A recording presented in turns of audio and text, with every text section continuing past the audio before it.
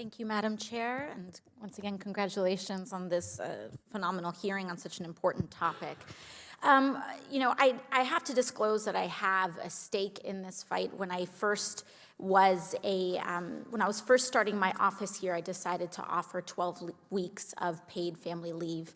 And in my first 11 or 12 months in office, there have been 6 pregnancies in my congressional office, and six folks have taken pregnancy or medical leave. 5 of them men in my office, new fathers or folks that are taking medical leave, taking care of their families.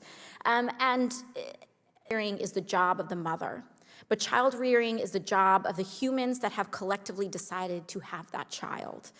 When you have an institutional setup when you have institutional setups that reify that say, oh, actually dads don't need as much time because it's not their job to child rear, it's problematic. It creates expectations for employers who presuppose if I hire a woman in a certain age range, she might leave, but if I hire a man in that same age range, he would not. Ms. Szabo, can you illuminate a little bit on the impact of paid family leave for men and on folks, the positive impacts that could have on people who give birth? Absolutely, and the sentiments that your staffers have articulated actually came up really poignantly last week on a panel that I moderated at New America on the release of our Men in Care report, Men in Paid Leave specifically. There were 3 dads who talked about the cultural expectations that dads wouldn't take leave. They were able to negotiate, to cobble together. One of them had a wife who had a horrible labor and a baby that was in the NICU,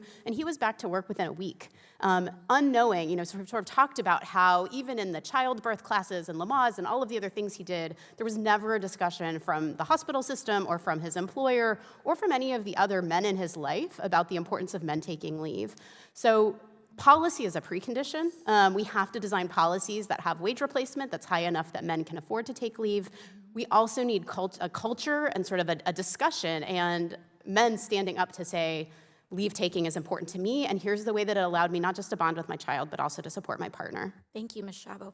Ms. Gressler, you said earlier that you don't believe in a minimum wage. Is that correct? You believe the market should decide?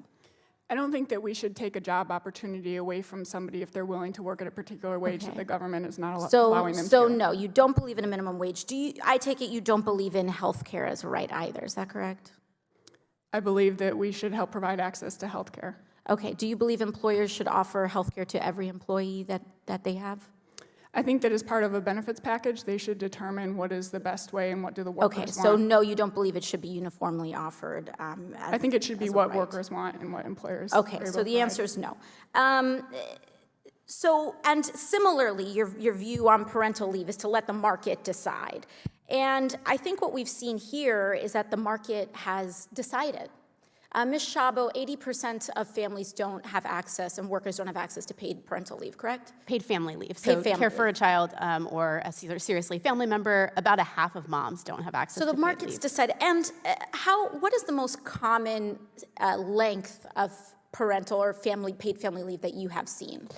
In general, it's like 6 to 8 weeks, but it really depends, and there's not a great there's not a great sample that tells us. 6 weeks. Do we know how long puppies are allowed to stay with their mothers after a dog has given birth? I don't.